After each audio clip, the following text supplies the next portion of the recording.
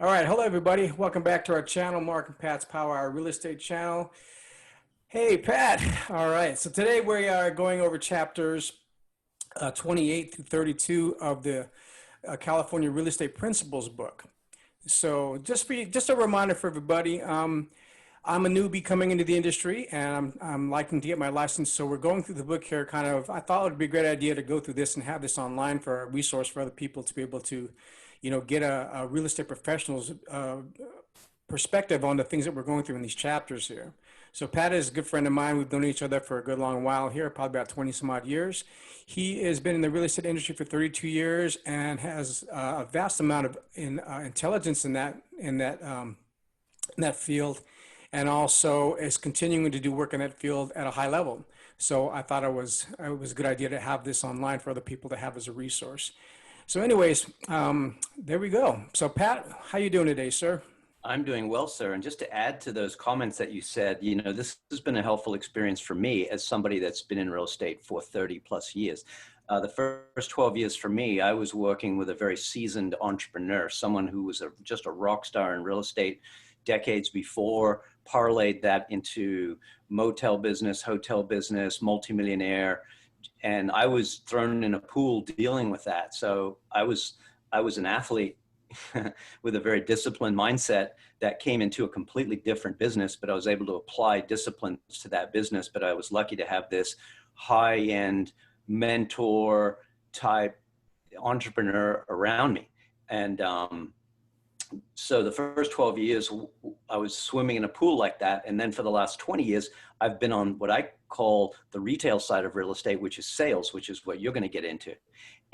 But working through this process with you, going through these chapters, has been like a helpful experience for me. It's like pulling out parts of my brain that I'd forgotten, hadn't used, and it's just an expansive quality. So it's a really fun thing to do. So I appreciate being able to kind of guide you a little bit and adding a little bit of real life, not book experience, but kind of just reiterating the book experience, but then adding real life experiences that go with that, the terms and so forth. So I'll try to do my best when we hit these things, and maybe if I remember things that would relate to these stories, I'll bring that up. Yeah, sounds great. All right, well, let's go ahead and start off here. So the first chapter here is called Agency Confirmation Provision. And the first question I have is, what is the agency confirmation provision? What is the agency confirmation provision? Yes, agency is a very important thing to establish. So once, certainly if you want to get paid. So basically, when somebody approaches you, either to come list their house or to start working to go help them buy a house, you're establishing an agency relationship with them. You're their agent, they're the client, or the principal, as we refer to them in the real estate business.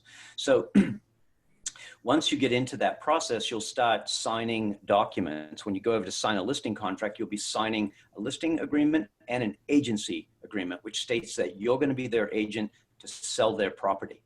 And that day you're establishing agency. And the same day that you position a RPA, a residential purchase agreement, you're going to be signing an agency confirmation agreement with that principal, stating you're their agent. Now, I have a rule that I employ in my life as a buyer's agent, because I work with a lot of buyers. And so I have what I refer to as one free look. So I get to take, if they approach me and say, Patrick, take me out and show me some properties, I say, you bet. What are you looking at? I think I'm looking at 500,000-600,000 or $1 million, whatever it may be. I'll take him out. And after I show them 5 properties, I say, well, we saw 3 today that would work. 2 didn't, but that's good. We need to know the ones that don't work, but we found 3 that do. Do you want a position on one of those? Oh yeah, I do. Well, I got to make sure they're vetted. So they got to talk to my lender. We get them qualified at that point. If they refuse to do that, I don't take them out for a second look, because I need to know what they're telling me is accurate information. So once I get that established and we write a contract, they're going to sign an agency agreement with me, right? That says Patrick is their buyer's agent. So that's what the confirmation agreement is, that we're establishing a buyer agreement. And if I'm going to list a house, I'm a seller's agent confirmation that day. And I have a fiduciary obligation, the highest quality obligation to that seller and or that buyer. I know that's long-winded, but it's a little bit of also real life to there. Yeah, sounds good. It's good information. Great. All right, Pat. So the next question I have here is called, what is a dual agent? Okay, dual agent in the capacity that we just talked about, listing and buying. If I had both sides of that, that would be a dual agent. I would be operating in a dual agency situation. It's a difficult situation to be in. You kind of have a line drawn right down the middle, and you're on each side of the line, right? Listing agent, buying agent. So I have a fiduciary obligation to my seller, and I have a fiduciary obligation to my buyer. Now, if my seller says, don't you tell him anything personal about me, Patrick, I cannot cross that line. Buyer says to me the same thing. Don't you tell anything personal about him, only the business, what we're in. I don't want him to know what my comfort level is, how much I'm going to go up on price. The seller says, I don't want him to know how much I'm going to come down on price. You keep that to yourself. But you have to delicately walk that line, because I'm operating on both sides of the fence now. I'm operating with the seller and with the buyer. So that's a dual agent, right? It's a difficult situation to be in. I've been in that situation more than a few times. But that's kind of the best way to describe it. You're working for both of those people and you're trying to reach mutual agreement, but you're working for the seller and you're working for the buyer. And there are certain things you have to uphold the highest standard for each of those people and walk that line. All right. Well, yeah, it sounds like a precarious situation to be involved in sometimes, because you're trying to work for the best interests of both parties. And so you can only divulge so much information. So that's got to be an interesting situation to be a part of. I mean, I'm sure that because of that being what it is, and the different circumstances that you have to kind of balance to, that you're definitely earning your both of the percentages of the buyers and the sellers percentage, right? Yeah, it is a difficult situation. Like in the legal world, for example, lawyers cannot operate as dual lawyers, dual agents, right? A divorce agent, a divorce attorney wouldn't be representing both parties. It's just they don't allow that in the legal world. For some reason, in the real estate world, they allow it. And all I can tell you is it's not my, yes, I've done it before and I've made more money doing it, but it's not my goal to get into a deal to do that. There may be some agents that get into there to try and be a dual agent or double end deals, as they also refer to it, but it's never my ultimate goal. My goal is to represent my client, which is either the seller or the buyer, and do the best job I can for them. But I have had people approach me and say, no, Patrick, you're listing the house. I like you. I trust you. I want to work with you. And I always tell them, I'm the listing agent. I'm representing that seller. So I don't know that you'll get a better deal if you work with me. And he goes, no, that's fine. I have a good rapport with you. I want to work only with you. So, but that's the best way to describe it. Yeah, I think it's just as important for people, to be with someone that they trust. So I think because you have such, that reputation, I think that's probably why those deals come to you here and there. So it makes sense. People want to be with someone that they trust, that's going to walk them through the deal on both sides of the fence. So that's a good thing for you. I think that represents your personality or your reputation. Okay, the next question I had to do with what you just said. So I guess what you're saying is being a dual agent is the same thing as a double-ended transaction. Is that Yes. thing? Yeah. Is the next question you have is what is a double end? Yes. Yeah, double end is that you just have both sides, right? You have the double ended, you're on the front end and the back end, basically the listing side and the buying side. That's what a double ended transaction is. Okay, cool. All right, so let's move on to chapter number 29. So chapter 29 starts up with the title of the appraisal report. So first question is, what is an appraisal report used for? Appraisal report to establish value. That's the quick answer, to establish value. I list a house for $1 million. A buyer comes in, puts an offer in for $1 million. He may be buying at 80% LTV. LTV stands for loan to value, which means he'd be getting a loan for 800,000 and he'd be putting down 20% or 200,000. So the bank would lend him 80% of $1 million, which is 800,000. So that house has to appraise for $1 million for the bank to lend him 80% LTV. If it didn't, he would have to bring in more money, or another negotiation would start to bring the price down or to split the difference or something. But the appraisal report, the quick and fast, is to establish value. That value that you've met with the buyer and seller, also based on the terms that he's financing at. Okay, that makes sense. So I have a question for you. Do people sometimes take out two loans, like what you're saying is the appraisal value? Maybe the bank gives you the appraisal value. In your example, you said it was 1 million, so they give you 800,000. And say someone doesn't want to, can they take out a loan for the 20% as well too, or is that something that has to be stipulated as a part of their value as a lender, as a lender looking at you as someone they can lend to. Does that make sense? Mhm. Yeah, there's a lot of different financing in real estate, right? You can, for example, a VA loan, which is a Veterans Administration loan, that's 100% financing. Can you hear me okay right now? Can you Uh, hear me? you're dropping out a little bit, but go ahead. I think you're okay. Okay, good. Yeah, it's on my screen. It said the audio was spotty.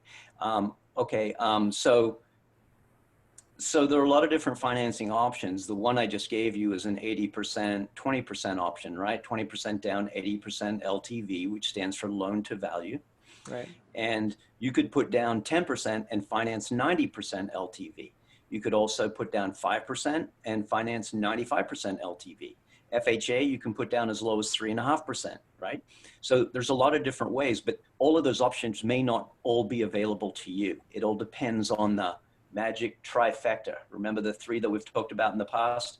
The money you're putting down, your FICO score, and your assets, right? And your job, basically, how you get paid. If you're W-2 income versus 1099, if you're W-2 income, verifiable income for the last 10 years, you're going to be looked at a lot more favorable than someone who's a 1099. 1 year shows 200,000, the next year 100,000, next year 60,000. It's all over the map. It's not stable. So all loans are not for everybody. When you see a billboard and it says 2.5% for blah, blah, blah, well, that's for one very specific sort of buyer. It's not for everyone. But to answer your question, there are a lot of different loans. There's a lot of different ways to slice up the pie, but all of those loan programs may not be available to you. So that goes back to my one free look in my car option of not wasting time with people. You show them just to establish rapport so they like you and trust you. And then you have to like and trust them, and they have to do what you tell them to talk to a lender to establish if they can buy, how they're going to buy, because when you write that contract, you need to state that in the contract. My buyer is writing 80% LTV. He's writing 90% LTV. He's a VA buyer. He's 100%. Those things are critical to know on day one. Okay, makes good sense. Okay, next question here is, and I'm sure this has to do with, how they figure the appraisal value. So there's different types of lots, right? What are the difference between these different types of lots? So the lots I have listed here are cul-de-sac, corner lot, key lot, T intersection lot, interior lot, flag lot. Right. Right. You've just mentioned, yeah, the specifics on key lots, like cul-de-sac lot versus a T intersection lot, which a T intersection's like this. Street's like this. Street comes in like that. There's the T, right? So the house is right at the T there. So that wouldn't be potentially a favorable lot in comparison to, say, a cul-de-sac lot, which might be at the end of a beautiful street with a big view or something. A Hmm. lot of cul-de-sac lots tend to be view lots. Not all of them, but a lot of them. But T intersection may not be as desirable because the cars come down this street, hit your house that's right there, hit you right there. So at night, lights would come in, higher traffic would be coming by your house all the time, a lot of different things. One of the other lots that you just referred to, it hit my brain and I forgot it because I don't deal with it all the time. You said T intersection flag lot, right? Flag, interior, corner. Corner, yeah, yeah. A lot of people love corner lots too because there's no one on one side of you. But again, still that's a higher profile lot, right? Because it's right on the corner. So those lot types do establish different values for different appraisers. Okay. View lots, no matter what, are generally given the highest priority. Okay. Because a view of what, right? A panoramic view of the city, a panoramic view of the ocean, a panoramic view of the coastline. Typically, view lots are giving a lot more valuation priority on an appraisal report in comparison to one of those lots that you just said, an interior lot, which would be lot, lot, lot. He's lot in the middle. He's got people on left side of him, right side of him, and in the back of him. His lot is clearly not as valuable as a panoramic view lot, right? Or maybe a big cul-de-sac lot, which is usually a pie-shaped lot. Those are typically bigger lots. So the specific lot is important to know as an agent, because as you go up to do a listing or you go up to show a buyer, you can say those things. This is a cul-de-sac lot. Typically, if the house is priced more, we see everything around here, this cul-de-sac lot is more valuable. Or this view lot, it's more valuable. That's one of the things that establishes value, is that location. So yeah, so knowing all those lots is important. And just having a cursory knowledge in your book, boom, boom, boom, what's a view lot? What's a cul-de-sac lot? What's a flag lot? All of those things, it's important for you to know that when you go up, so you could establish a little bit more rapport and expertise with your client, saying this view lot's going to be worth a little bit more money. This cul-de-sac lot, it's going to be worth a little bit more money in comparison to that interior lot that we looked at 3 streets away. Okay, so that makes sense. So as a real estate agent, you want to be able to have that information and knowledge. So when you talk to a principal, you can say this is a reason, this is a more enviable property because of this type of lot, right? As opposed to something like you said, a cul-de-sac as opposed to like an interior. So say the cul-de-sac has view, and so all those things are things you want to have to speak at as far as a knowledgeable point, right? Right, exactly. Those are the sort of things that are always in your in your toolkit, so to speak, right? They don't come up every day. I mean, someone doesn't ask me, Patrick, what's a flag lot? What's a cul-de-sac lot? It's just when I'm out and about and I'm in the pool swimming, so to speak. I always use that metaphor a lot. Once I'm in the pool swimming against a competition, then I know how fast everyone's swimming and how hard I need to compete.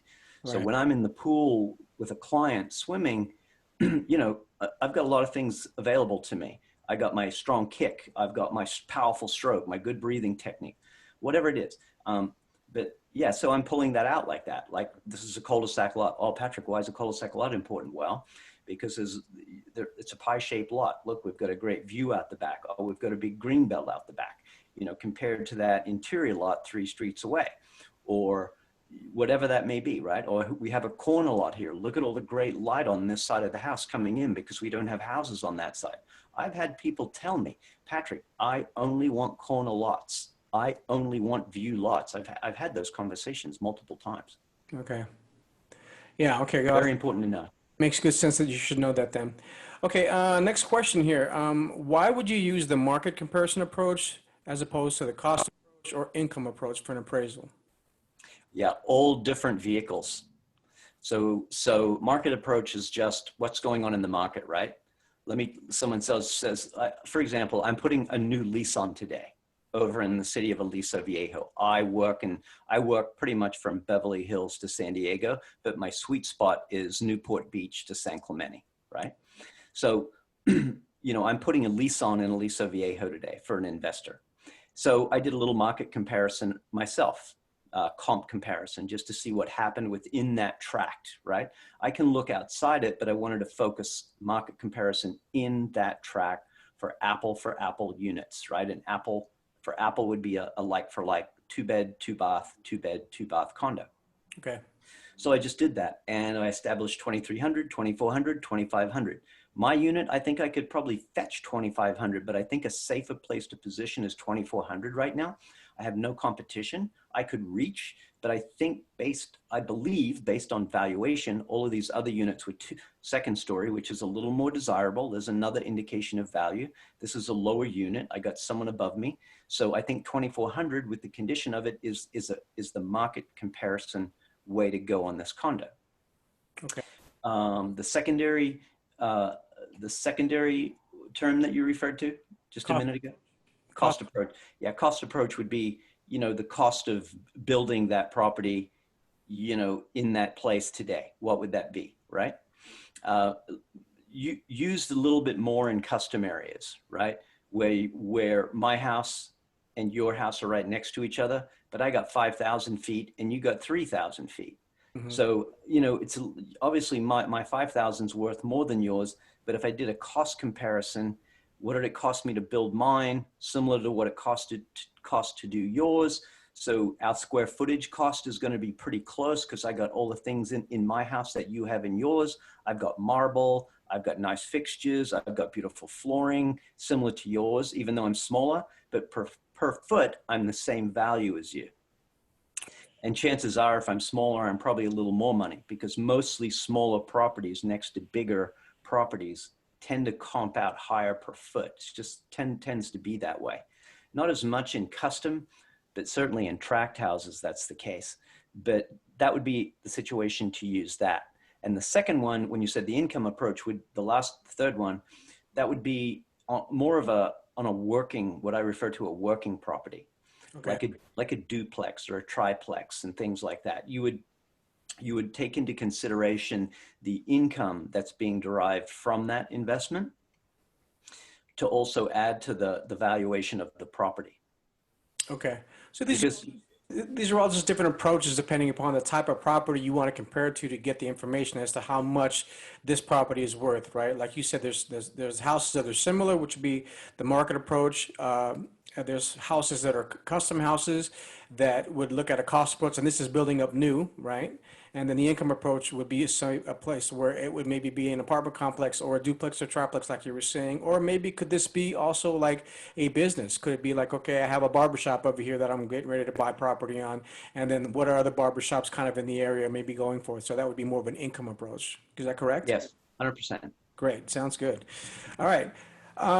So as an agent, these are things you have to be aware of when you're looking at a property. You're going to, okay, like you just said, you're getting ready to set up a leasing situation for a client, right? So you want to be able to know what those houses are going for, and you found that out. So in that situation, Pat, where do you source your information from? Where are you getting information to find out how much these other properties are renting for?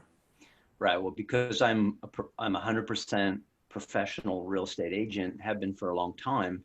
I work on the multiple listing service, right? That's the service that I am affiliated with. Now I'm in Orange County, California, so I'm affiliated with the OCAR, Orange County Association of Realtors, right? Okay. So I'm a member of that board. So I join the board and the MLS, which enables me to log into this portal, which is referred to as the MLS, which stands for the Multiple Listing Service. So anybody that works on the professional side of the fence that I do are all members of the MLS of some sort, whether they could be in LA, so they're not going to be in the OCAR board, they're going to be in LA board, right? Mm-hmm. But they're going to be a member of some board, or should be, or affiliated with somebody if they want access to the MLS. So I just source information from other professional agents that have listed houses in that same tract within the last 180 days or the last year, and look for the same like-for-like properties, or a little less or a little more, and base my opinion on value on that. Okay. So sites like Zillow and those typical kind of real estate sites, how close are those to what information you're garnering from the MLS? Well, our Zillow and Trulia and Home Seekers, they have reciprocity agreements with our MLS to take out data. But those sites are more GP sites. GP I refer to as general public. Right. You know, they're advertising sites. They're trying to sell advertising, right? They're just advertising houses. They sell advertising to vendors, all kinds of different vendors that work in our business. They try and sell ads to real estate agents to try and get, you know, high profile on their sites. So when the GP, the general public, go to those sites looking for houses, they may see, oh, a little ad from Patrick. Maybe I'll call Patrick. He looks like he knows what he's doing, right? He has good reviews there. So, but they're advertising sites for the general public. They're not, they take out data from the multiple listing service, which is the true resource for professional real estate agents. Okay, so, but in comparison to what's happening on the MLS, are Zillow and Trulia and those sites, are they accurate? Are they? They can be, and they can be woefully inaccurate. Okay. They run their own algorithms for value. For Zillow, for example, they do what they call a zestimate. You know, you know, it's not an estimate, it's a zestimate. There you go. That should tell you. It's just a marketing thing, right? So whatever algorithm, but I've seen Zillow be off $500,000 or $700,000 in value on houses before. Oh, wow. Way off. Because see, they're just taking a comprehensive snapshot and not line iteming and drilling down why that house down below wouldn't be as valuable as the one up above, right? Because of the view lot we just talked about.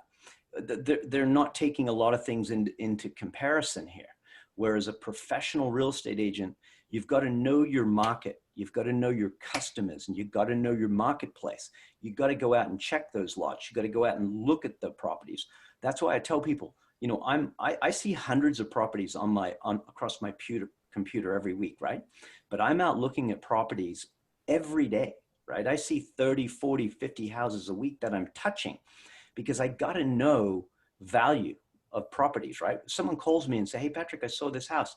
I've got to say, yeah, but let me tell you, this is what's going on with this house. It's a problem because of this street, because of backs to here, or this or that. You need to know that, right?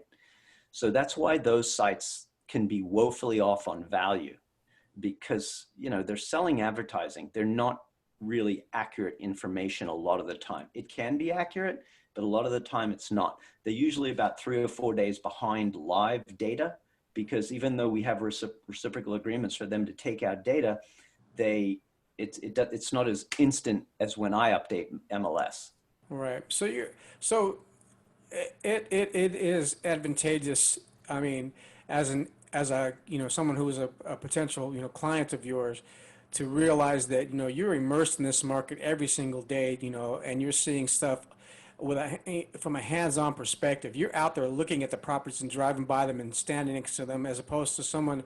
I mean, it must be frustrating sometimes when someone, a potential client who maybe doesn't have as much experience in understanding real estate, is looking at these sites like Trulia and Zillow and so on and so forth, and seeing these prices and going like, okay, this is what it is, and coming up to you and going, well, no, I just saw that on Zillow at this price. You go, well, hold on, let me just tell you what that really, the real true value of that is. Is that a frustrating situation that happens, that occurs often? Because, with the internet and the advent of all of this information for people to get to, there is, as always, there's what's on the internet as far as how much truth is there, and there's what's the reality when you get out in the real life situation.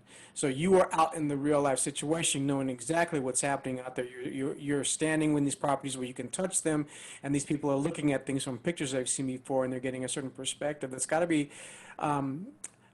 I guess I'm curious to know how much of that do you buck up against, where there's people where you realize, they're very limited in their knowledge, and they think they know a lot from the internet, but here's the real truth. How much of that is a part of your daily life? Every day, every day, every day. But here's the, have you ever heard the saying before that even a broken clock is right twice a day? Yes, I heard that. And I don't mean that in an arrogant way, right?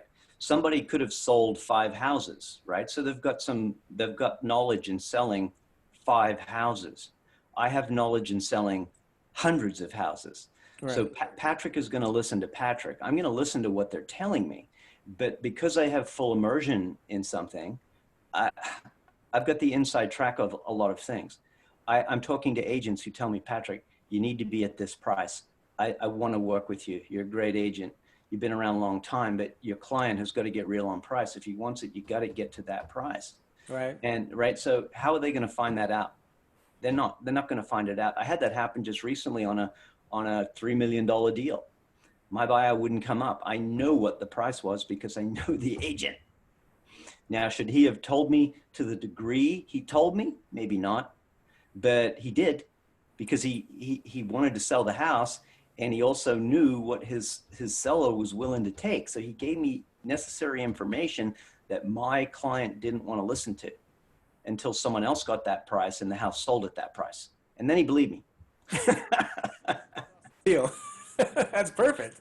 Wow. Yeah. Yeah. I think the internet is a dangerous place as far as information is concerned for some people. They're not being thorough enough. There's perspectives that happen. I've gained a lot of information from the internet, but I don't take one, incidence as this is law. It's like, hold on a second. There's got to be other viewpoints from this, this thing I'm trying to understand here. So I spend, a lot of time researching something before I can actually say I have an opinion about it. Right.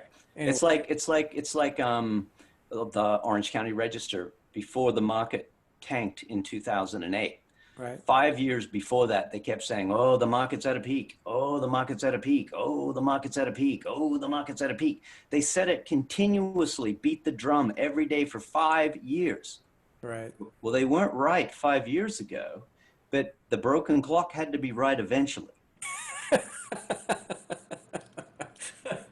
Yeah, yeah. Well, It's like the boy that called wolf, right? Hey, wolf's here. Here comes a wolf. No wolf, right? Hey, here comes a wolf. And then no one listens to him, right? That's why you work with real estate professionals. That's why you're taking the time to immerse yourself, getting all this knowledge. That's why you're taking the time to go above and beyond what no agent has ever asked me to do in the past before, which is what you're doing now. That's why you'll set yourself above and beyond other people, because you're taking the time to learn nuancy things that are critically important, so that when people come to you and say, Mark, what's going on? Mark, how do I get this property? Mark, what's this lot? Mark, what's this lending situation? Mark, you'll know the same way I know. Full immersion, man. It's the only way to know it, because you take what you do seriously. yeah, no, that is the thing because, like I said before, I've heard stories, horror stories of friends of mine who are real estate agents dealing with people who aren't, thorough and ethical, and it's like, yeah, I just those are personal ethic things to me that matter. That as a human being, that you walk around in the world, if you're going to choose to do business with somebody, you better know what you're talking about, and you better have strong ethics as to being a good person about how to, balance, the best for your clients. And I just believe in that. I just, even as a teacher, when as I teach in my classes, it's always like, let me be as informed as possible. I don't ever want to like give out information that's not right, and if I am, I want to correct it. I want to fix it and figure out how to make it right. So same Mhm. thing. And those are just character things that you decide as a human being. And I'm glad, you're on that same page as I am about this. Mhm. All right. So anyways, okay, next question here. Going on to chapter 30. This chapter is entitled Escrow, the Way to Perform. Okay, so first question, what are escrow instructions? Sorry. Mhm. So an escrow company is an independent company that handles all the real estate documents in the sale. Um, so in a real estate transaction, we have a listing side, which is the seller and the agent. And on the buying side, it's the buyer and the agent.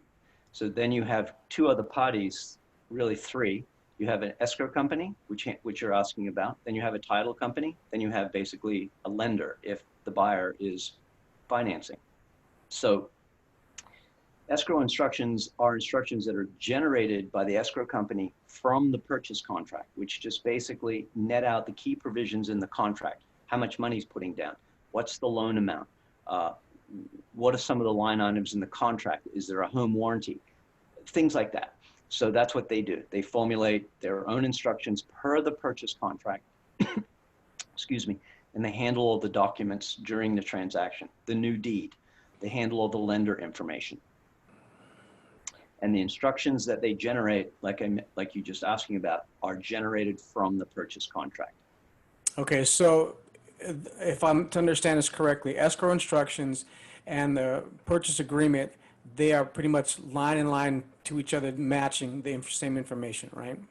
They mirror each other in the key provisions of the contract, not some of the contract performance provisions, as in appraisal timeframes, lender timeframes, but they do net amounts and provisions that are incumbent upon the seller and provisions that are incumbent upon the buyer, right? Okay. So they net out things like that. But contract performance provisions, they don't net out, but the key money provisions and expectations, yes. Okay, so then escrow has more to do with uh, the financial part of a house transaction or a selling transaction, whatever it might be. Yes, handling all the documents to facilitate that part of the transaction. Okay, great. Okay, next question is what is proration as it pertains to escrow? Prorations as it pertains to escrow. Okay, that from the seller standpoint, for example, you have a loan in place. You could have a loan in place, not always, but most people do. And so they're going to have to pay off that loan in order to transfer the ownership to the property to the new buyer who's bringing in his new loan against the property. So because interest is paid in arrears on mortgages, on rent, when you pay your rent every month, you pay it for the month ahead of you. Right? When you pay your mortgage, you pay it for the month behind you, right?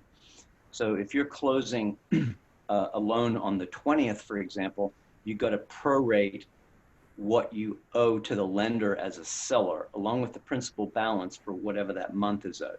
So the lender handles all the prorations, you know, on the loan, on the property tax, um, homeowners association, things like that, that are bills that are due against the property. Mm-hmm. And escrow prorates those things usually on a 30-day month. And property taxes are prorated on a fiscal year, you know, which is different than a linear calendar year from January to December. Fiscal years run into 2 different years. So they do the prorations. I don't keep track of that, escrow does, because they know all the very specific dates. But they just prorate all the various things, like I mentioned, loans, property tax, HOA, things like that. Okay. You mentioned something I didn't even know this. You said a mortgage is paid on the month that is passed. Is that Yeah, so we have so what we say in real estate is that interest is paid in arrears, which means behind you, right? and rent is paid in advance. So if I'm paying my $3,000 rent this month, that's for the month ahead of me. That's for the 1st through the 31st. When I make my payment on the 1st on a mortgage, that's for the month behind me. Wow, I never realized that. That's an interesting thing. I didn't realize when you're paying your mortgage, you're paying for the month that you lived in it already. That's exactly right. It's referred to as paid in arrears. Arrears. Okay, yeah, I've seen that word tossed around a couple of times. It's like I'm wondering exactly what that meant, but now it makes more sense. Yep. Cool. Okay, next question. What are typical good faith and earnest money deposit amounts? Typical good faith deposits. Okay. So a good faith deposit is different than, say, we talked about an 80% LTV where the guy would be bringing in 20% down payment, right? Right? Good faith deposit is the amount of money the buyer is saying, okay, let's show a good faith deposit to the seller on the purchase of his house. Now, in our industry, what is considered customary and usual is anywhere from 1 to 3%. Okay. So on $1 million purchase, on writing a contract, we could put down a good faith deposit of $10,000 or $30,000, right? Mm-hmm. And so we write that into the contract, and the contract states that money has to go into escrow within 3 business days. So if you're writing a contract and you want to write a strong contract, you might want to encourage your buyer to put 30% down because it will just be better, right? It'll look better on paper. Right. Even though he has basically a free 15-day or 17-day look of getting out of that deal and no harm, no foul, he's going to get his 10,000 or 30,000 back no matter what, if he's within his rights to cancel. So it really doesn't matter. It just kind of looks better the more earnest money he puts down. But to answer your question quickly, 1 to 3% is customary. Okay. Well, 3% is interesting because like isn't that kind of the amount that if you were on a FHA loan, that would be closer to the amount you'd actually put down as your down payment anyways, right? So that would be like pre-putting down the down payment. Is that That's correct. Basically putting down everything minus minus whatever closing costs. There's always closing costs, remember, on a real estate deal.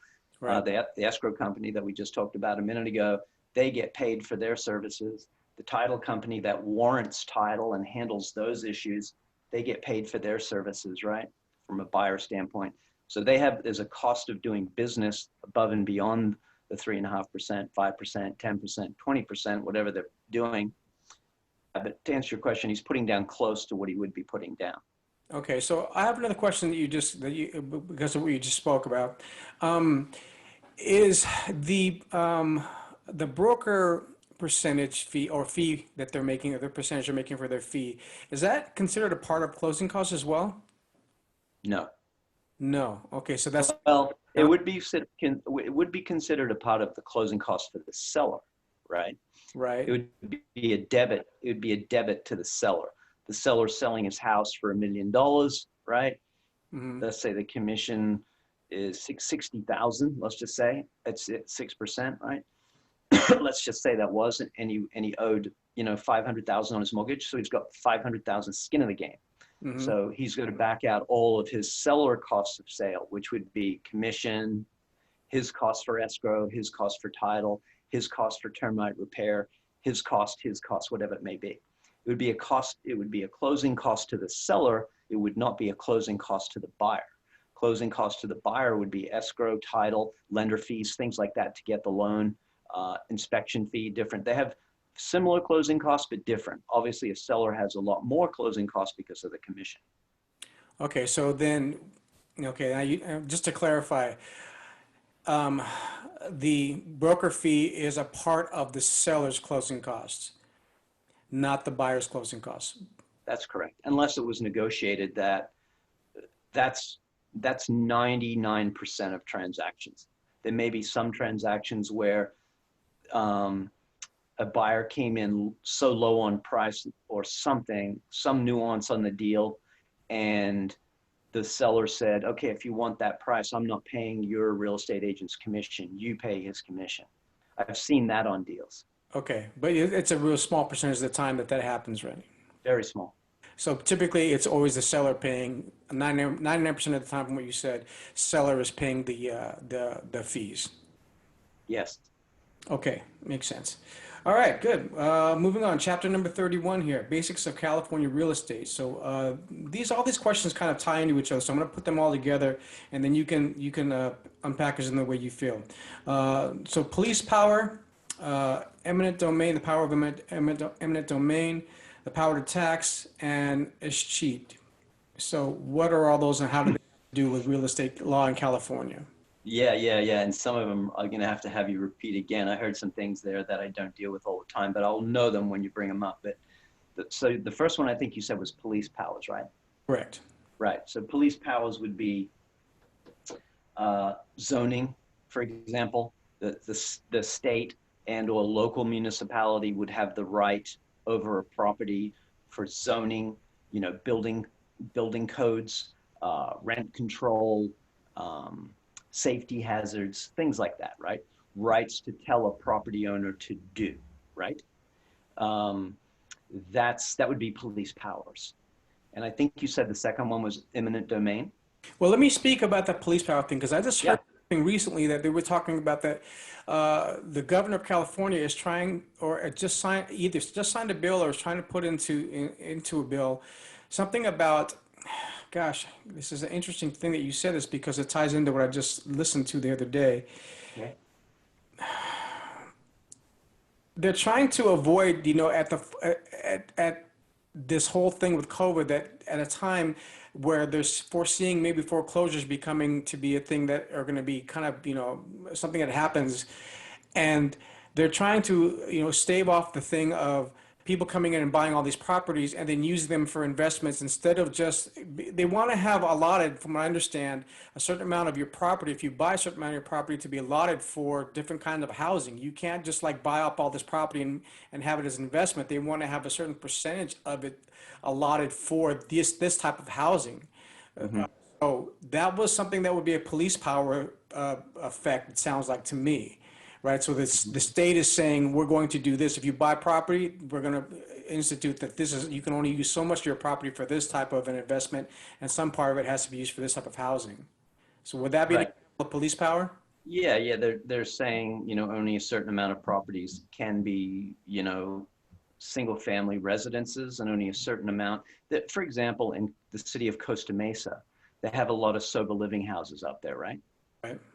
They have so many that the city council police powered it and said, we're not going to have any more. There's enough already. We've got enough of them. I mean, because of the style of the houses, older houses with more bedrooms, they can slam in a whole bunch more people and charge a whole bunch more for their insurance on their whatever it is, right? So they're issuing a police power and saying that's enough already. We have enough of these sober living houses in our community. They're also starting to filter out into the neighborhoods, and we've got all of these problems that come from it, right? Right. So they're trying to put a fail-safe in place to say that if a whole bunch of properties flood the market, we don't want these investors, flipping them or just renting them. We want a certain amount of owner occupants in these houses versus, flippers or whatever it is. I don't know really what you're referring to and have the line out of it, but it sounds like an example of a police power, yes. You sound like you're describing exactly what I mean. I because I'm not as knowledgeable about this kind of stuff. You did a better explanation of it, but it sounds like what you're saying. So Yeah. Okay, so that's an example of police power. So the next one was eminent domain. Yeah, so eminent domain is kind of similar in some way. It's a government, again, issuing a power over a property owner, right? The difference here between eminent domain and a police power is a police power, they can say, here's the zoning, here's the building code, here's that. There's no compensation for you, right? Eminent domain is when they come in and say, okay, we're going to take your property. We have the right to do it the same way we have a right to do a police power thing, but we have to pay you. So we have to pay you fair market value, and we'll establish that through, we'll go back to the appraisal scenario again. We'll do a market appraisal, cost appraisal, whatever it is, and we'll establish a value, and we'll give you the fair market value for your house because we have the right to do it, because we need to put in a school. We need to put in a fire station. We need to widen the road for freeways, whatever it may be that they deem as an essential service.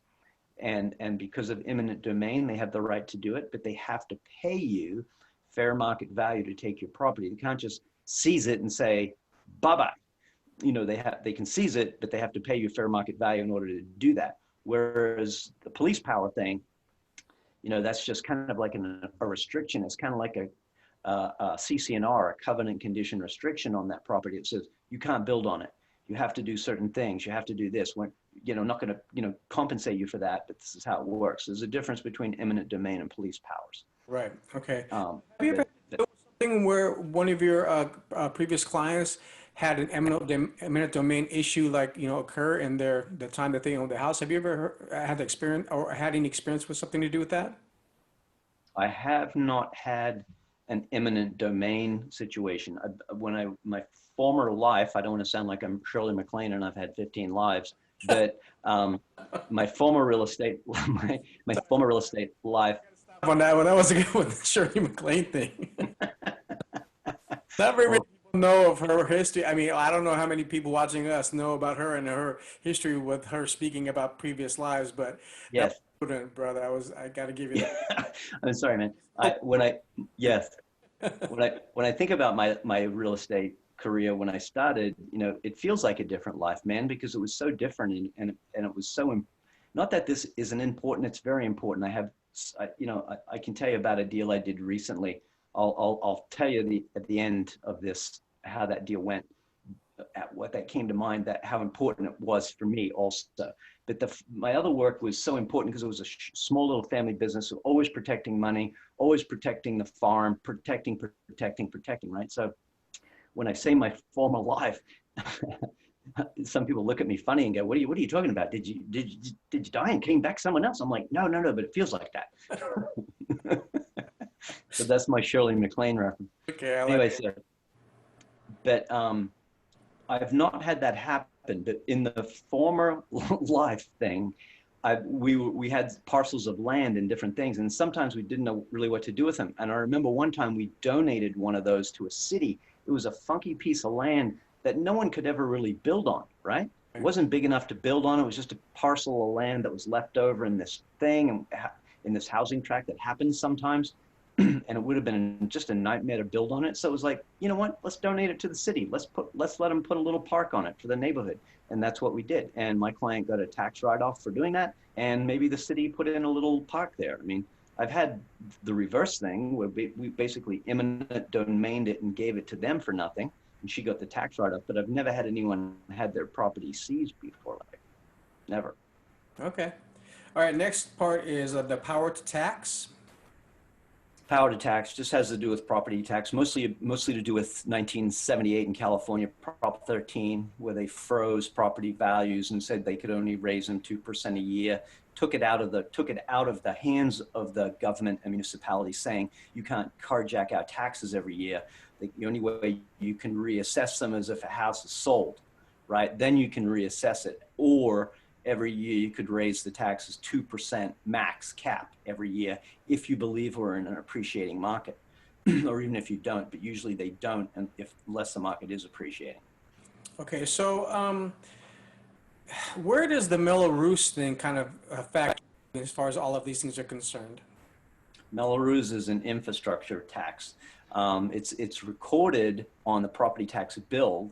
The property tax assessor collects the money, but it's considered an infrastructure bond, right? They're mostly put in place on new construction for 20, 25 years as an additional flat amount.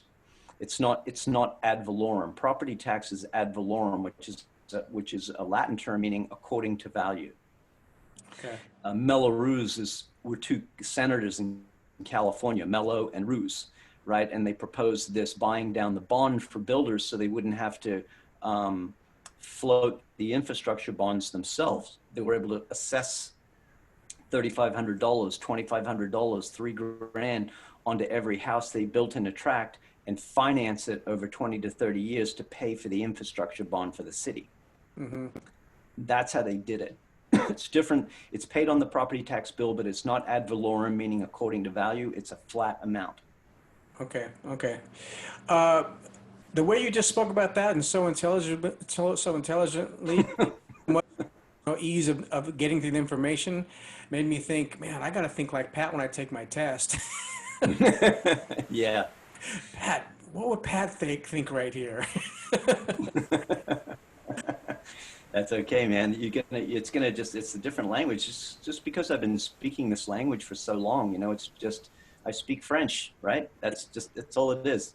This comes out of you. I'm like, that ad valorem thing. I'm like, where did he pulled that one out of somewhere? There you go. That's like we were just talking about lots a minute ago, right? What's the difference between a cul-de-sac lot and a corner lot and a flag lot? What's ad valorem? What's Mello-Roos? You just got to know. You got to be immersed in all of these things, and they'll just come up and up and up and up, and you can't forget them, man. It's just that they'll be burnt into your brain. Well, I'm starting to get a little bit of searing going on now, because now at least when you say Mello-Roos, you say ad valorem. I'm like, I've heard that before. Not like he just, Good. it's not like, yeah. So it's good. It's getting better. But and of course, that's what hopefully all this is for, to help me get that better. Yeah. A remembrance of these things. Okay. So next is what is a sheet? Did you say what is a sheep? Let's your former life. Sorry, man. I thought of an Australian sheep shearer or something. Something. Australia. Okay. A story. Okay. Strong. I'm not sure. Anyway. So here's one of these terms that you're going to take on the test, and then you're going to data dump it, right? Escheat just means if somebody dies intestate with or without a trust. Intestate is without a will. They have nothing in place, right? They had no rightful heirs. And then the county, finds out that property tax hasn't been paid. This person died. No, the property is being disheveled. It's going to hell. They come in, they look for the rightful heirs of the property. However they do that, whatever their process is, they look for the rightful heirs. If no one steps up to the plate and says, I'm a rightful heir to the property, right? Then they would, the state or the government would take that property as theirs. And then they would ultimately just sell it themselves to get rid of it to get the money. But escheat, that's what it means. It just means that they have the right to do that should those events be put in play. Okay, makes sense. All right, last chapter here, chapter 32. The heading of that chapter is The Real Estate Exists. Okay, first question, what are our pertinent rights? Pertinent rights are rights that go with a property, basically. Pertinent rights, right? Let's just say I own this lot, you own that lot. There was a driveway that kind of went across your lot onto my lot. That would be like an appurtenant right. It would be a right that went with that property. I had the right to do that. If I sold the property, it would stay with that property, right? Someone else could still do that, right? It's just a right that would be inherent to that property, and it goes with the property. Okay. Next question, what is a lien? A lien, just basically it's similar to a mortgage, just on a certain amount of money that would be put on the property that's owed to somebody else. So let's say, for example, a contractor did $10,000 worth of work on your property and you didn't pay him. He would have to get a judgment against you, and then he could put a lien against your property for that amount of money you owed him, right? He could put a legal lien on your house, and then and the reason how that would adversely affect you, you still can say, well, go to hell, I'm not paying you. But if you were to go to sell your house, you would then have to pay him because you couldn't warrant free and clear title to the next buyer because you had a lien on your property. someone put a $10,000 loan against there, which they refer to as a lien. Do you have some good stories about people who have liens that didn't tell you about it that were trying to sell a house? uh, yes, I have multiple stories about those. I have, I have stories about, listen, man, I sold a house several years ago, probably, geez, maybe 14 years ago, that someone, I sent, I'll try and make this as quick as possible. I sent some blanket emails out to a networking group. One guy sent me an email back, said, "Hey, Patrick, I might have a lead on a property down in this area." I'm like, "Wow, that's like a great house. That's going to be like $2-3 million house." I'm like, he goes, "Yeah, I'll stay in touch with you." I stayed in touch with him because I'm super squeaky on email and staying in touch with people. I never lose them once they tell me stuff like this. And Yeah, like this. right. And I come to find out, he had loaned this person some money. He didn't have a lien on it. But the person that owned the house, who now moved out of the country, that happened to be Australian, like me, was living in Sydney. And they said to me, "Yeah, we've had tenants in this house. We want to get them out and sell the house now because there was a franchise tax board lien on it." Now, franchise tax board liens can only stay on a property for 10 years, right? And so it was now 10 years. They had no right to keep this lien on the property. So now they were looking to get rid of it because it was a big lien, like $100,000 or something, right? It impacted their bottom line. So anyway, they came to town. They had IRS liens on it, which we got removed. They had franchise tax board liens, which I got removed, sold the property. And then getting back to the other term we talked about a while ago, I double-ended it. So, I love that. so yeah, man. So that was a good story about like a lien situation. Another one I had recently where I had a couple of little tax liens, small tax liens with like 300, $400 from an ex-wife that left on an ex-husband's house that were remedied. I've had a lot of different little miscellaneous, silly little things like this, really big and little. So yeah, it's fairly common. How do you handle those things? I mean, do you direct your principals to, some service or some people to take care of? How do you do that? How do you deal with that? Lot of different ways. There's no one way. Sometimes there's no way out of it. You have to pay them. End of story. And Okay. sometimes you can negotiate with the lien holders and say, "Listen, I'll give you 50 cents on the dollar. I'll give you 20 cents on the dollar. Remove the lien." Sometimes you just outweigh them, like the franchise tax board thing, that they can only keep it on a certain amount of time, right? Has to come off legally. Is that the same for the IRS, or is that not the same? I mean, IRS liens, no, they can, but the thing about IRS, I found them easier to deal with. If there's no skin in the game, if there's not enough equity in the house, they'll remove their lien, you know. But I had an IRS lien that was on a house recently too. That was a pretty hefty lien, like 60 grand, and that had to be paid before that house could transfer. But luckily, they had enough skin in the game to pay the lien. right, right. Interesting, interesting. All right. Okay, let's see here. Next question is, what is a profit apprendre? That's pretty funny. That's like a sounds French to me. It sounds French to me. It has to do with ad valorem or anything? It's what it just means is that somebody has the right to take something from the land, right? They have a right to profit, whatever that, I know the term, I know what it means. It just means that they have a right to take a resource from the land, like mineral rights or water rights, or maybe there's trees growing on there, and maybe somebody left them the profit apprende that said you could take the lumber from this land for the next 20 years, right? That would be a profit apprende. So they don't have right to sell the property or to lien the property, but they have the right to come there to take whatever the deed says from that property. Okay. Okay. Have you ever had to deal with something where somebody had that kind of thing in place? Let me think.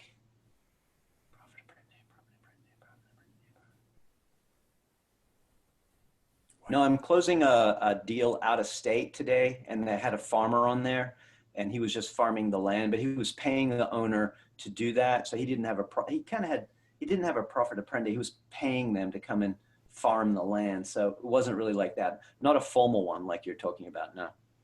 All right. All right. So next question, what are riparian rights?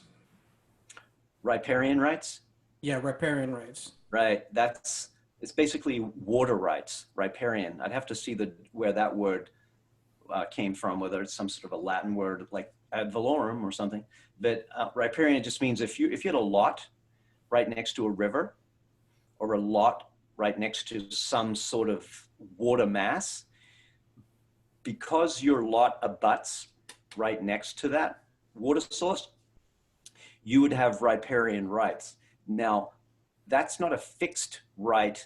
It would be very direct. It may say, you have the right to take 500 gallons of water from that water source every day because of your exposure to that lake, right? Because you have 50 linear feet that abut that lake, you can take 500 gallons. So it somehow equate to how much land was impacted by that water source. You would have a riparian right. You would have a right to use that water in some way every day or every month or every year. That you would have a right that would go with the deed. Okay, that makes sense. Okay, last question here. What is considered a trade fixture? Trade fixture, more a commercial, industrial deal. Like if you were buying a commercial business, it might have a trade fixture in front, like a counter. It may have very specific shelving. It may have something very specific to that.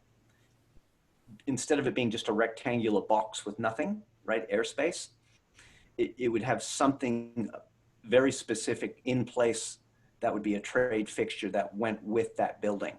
If you were buying a McDonald's, for example, and one McDonald's went out of business, all of those cooking ovens and deep fry cookers and all that stuff, that's a trade fixture. Okay, makes sense. Yeah. That brings us to the end of these chapters here, Pat. So you said you had a story for us earlier on that you wanted to try. Yeah, I'm full of them, man. Anyway, one of the stories where when I said I went back to my former life, which meant so much to me, it's a lot of the stuff I was doing back then, how much it meant, how important it was. But I sold a house recently where my client was buying it for his sister-in-law, his wife's sister.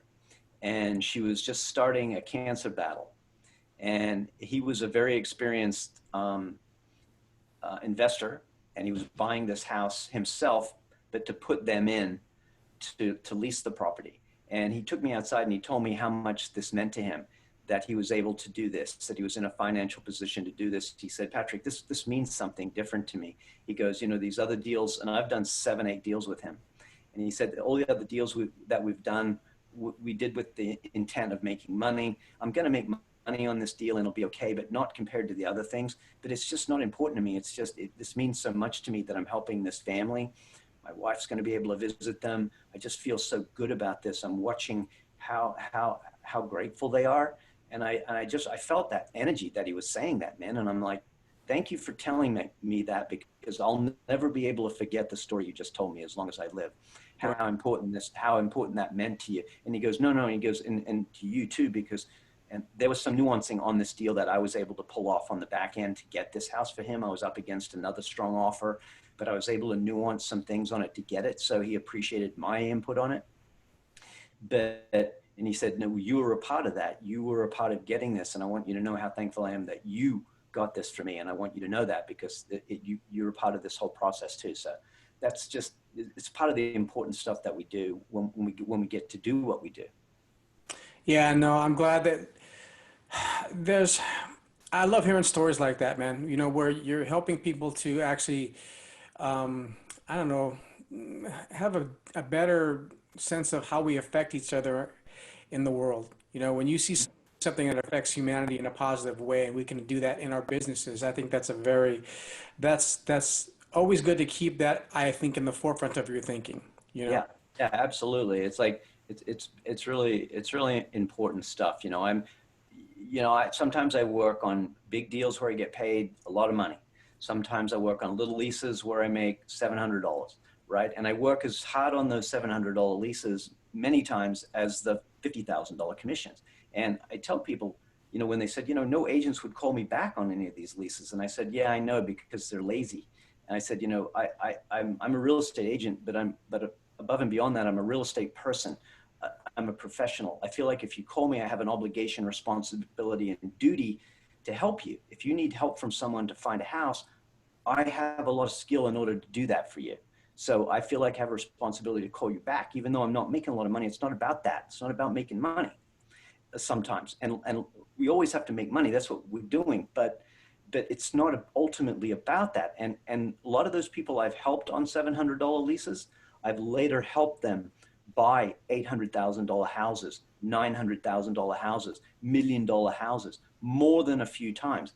I stayed in touch with them, groomed them, helped them, and then moved them into a buying position. But my intent was just to ultimately help them get into a lease. But Yeah. I took care of them in a professional way. So when it was time for them to buy, they asked me to help them. And so that's an important thing. Yeah, well, it goes back to what you were saying earlier. You know, when someone knows you and likes you and trusts you, they're more inclined to come to see you later on and say, "Wait, I know this guy. He's a great real estate agent, and he has all these qualities. Let's go back and work with him again." So, what a proper way to conduct business, really, when it comes right down to it. You know what I mean? Just always having that sense of benefit for your clients and that willfulness to, you know, to just be a good person ethically. Yeah, yeah. We're here to serve, man. I mean, we're here to serve them. We want to know our craft, and when people come to us, we want to be able to help them. Exactly. We don't want our phone to ring and then say, I don't know a thing about leases. I don't know a thing about cul-de-sacs. I don't know a thing, Yeah, I you know. Orem. So, Pat, this is a curiosity that's come up just because of what we've been talking about. You, how much of your clientele currently are investors or people who are like wanting to buy a house and actually live in it? What's the percentage that's happening? Well, all of the last 5 deals I just closed in the last month, Hmm. uh, 90% were owner occupant. And the last 10% are going to be owner occupants, but in 2 years from now. Okay. So ultimately, all of the deals will be owner occupant, but as of right now, 4 of the 5 were all owner occupant, and the fifth one is going to be in 2 years, but we're going to lease that property, the one that I talked to you about that I'm putting on today. Okay. um, that's the only one right now. Okay. Yeah, I'm always curious to kind of like get a beat on your perspective on what's happening in the market because you're in it, you're fully immersed in it. So I'm just curious to always kind of hear this because, you know, I've got other people talk to me about all kinds of other stuff too, and I'm just curious. Like I said, you're boots on the ground. You're in the field right now. You're at the front lines. Yeah. Curious to hear what your perspective is on what's happening with real estate currently, especially in California, because you know California is there's a lot of weird information going on about California with taxes lately, and people like exiting, you know, moving out of state because of the way the taxes are working in our state. But then also what's happening with real estate with that, because that's grandly affected by all of these things, right? By the Yeah. changes in taxes and stuff like that, and how expensive it is to live here. So I'm curious about the investor side of it as well as the people who are actually still being able to buy a house here because of the expense level. I mean, expense amounts now. Hmm. Well, the thing is, there's safety in numbers. Remember, if California was a country, it'd be the fifth largest economy in the world. So in California, there's safety in numbers, man. It's just the way it is. Yes, there's always going to be an outflux of people, but there's always going to be people coming in. Look, it's been that way. I've been in California for 40 years. I've heard the same stories for 40 years. You know, it's just, it comes and it goes. It's cycles. Everything works in cycles. Everything. The real estate market, the stock market, life itself works in cycles, birth and death. It's the way it is. And it's not always roses, man. And you got to get through the tougher times. And when it's great, it's horrible right now, right? In California, COVID's horrible. I just closed 5 deals. Yeah. I was just about to say something about that. Go, if it's been so bad and all these people are talking about all this doomsday stuff, how did you just do 5 deals in the last 2 weeks? I'm like, come on, somebody's, you know, but this is a testament again to all the things we've always talked about with you, your sense of knowledge, your sense of expertise, your sense of ethics, all those things I'm sure tie into this. It's like, I look at Pat and go, well, you know, if someone's complaining about what's happening in the market, I might think, well, maybe you don't really have the right sense of fortitude for all these different things that make a good agent. You know what I mean? And it's like, I don't know. It's like, I don't want to be too judgmental about that because I haven't done it myself at all yet. So I don't really know how hard it is yet. But when, Well, the thing is, it is hard. And I don't want to diminish that by saying I just did 5 deals. But the thing is, it is hard. But you know what? I signed up for hard. You know what? No one ever told me it was going to be easy. So I got to take the hard with the good. I gotta be willing to accept it, man. If I'm not, someone told me a long time ago, this is a chicken and feathers business, right? Sometimes you're eating a lot of chicken, sometimes a lot of bloody feathers. And that's the way it is. And unless you're willing to weather those storms, don't do it, man. Go sell Starbucks coffee. It's just, it just goes with it. And you got to be willing to adjust your life accordingly when it happens. I can tell you some real horror stories, man. And maybe one day I will, but you